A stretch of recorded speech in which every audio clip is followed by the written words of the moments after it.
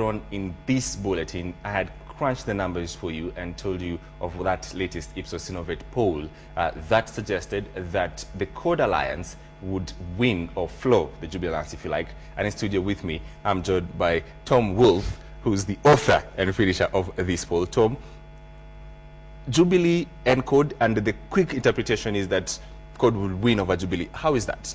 Well, first of all, as I emphasized when we did our release earlier in the day, because there are still some major uncertainties out there, we are not actually using that precise language as to who would win. You know, until someone in a restaurant is given a menu, we can't really know what their choice of food would be. We have an issue tomorrow with the Cord rally to finalize, at least in terms of public announcements, what the... And also the other side as well. And then, of course, on Tuesday, which is maybe even more significant, because there is definitely an open battle there, a contest. So we can't really say who would win, and especially if you saw the numbers, and I know you reported them, no candidate was winning on the first round. We still had 12% who didn't want to make a choice between those two offerings at the moment. What we don't know yet, and we didn't follow up and ask more detailed questions, is this very high level of undecided voters among the individual presidential candidates. Yeah, but before you get that, yes. the big question is why, in that numbers that you had, why would Kenyans or the people that you polled felt more leaning towards the Code Alliance as opposed to the Jubilee Alliance? Because that's the most important question that hasn't been answered. Yeah. Well, our margin of error was plus or minus 2.43%.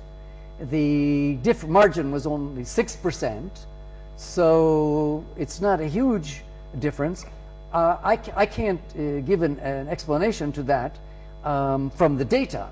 All I could suggest as a possible explanation is that on the Cord side of the political menu, that is quite a bit more certain.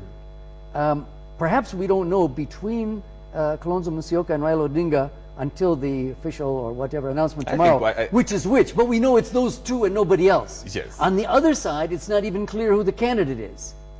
That has got to be contested on Tuesday, I believe. So that would also weigh in the numbers. It could contribute. I can't say that it does because I don't have proof. But just in terms of a research proposal, if you want to fund me, we'll do some more research for you, and then we'll give you the precise answer. Certainly. And let's get to now the conversation of moving forward to the numbers. And William Ruto and Vice President Kalonzo Musyoka seem to be losing after this alliance of sorts, that they lose 7 or 6% of what they were. How do we explain that? Well, I might be very inclined at a matatu stage to get into a certain vehicle that's very nicely painted and has nice music and so on. But if I find out that the driver only has a quarter tank of petrol in there, and I'm going on a long journey and he has no money to buy extra fuel, I know he can't go far. So I'll have to get into a vehicle which is not so appealing maybe on the outside because I think it could get me where I want. The moment people begin to realize that certain individuals who've been marketing themselves, if I can use that term, as presidential aspirants, have actually faced the political reality and have agreed to accept a lower position, however important a deputy president is, it's not surprising that support for those individuals would go down. But you'll notice again, as I was saying earlier, when you correctly cut me off, though the numbers that have left Kalonzo and Ruto have not gone necessarily to any of the other candidates, rather have gone to the undecideds, where we see from 12% last time up to 22%, because those who had been attracted and committed to those individuals now are left floating in the air, and they'll need some more time to decide, do they take their vote to somebody else, or do they not vote for president, or in the worst case scenario for Kenya's democracy, do they stay home and not vote for any of the 6 candidates in the election because they've lost that euphoria.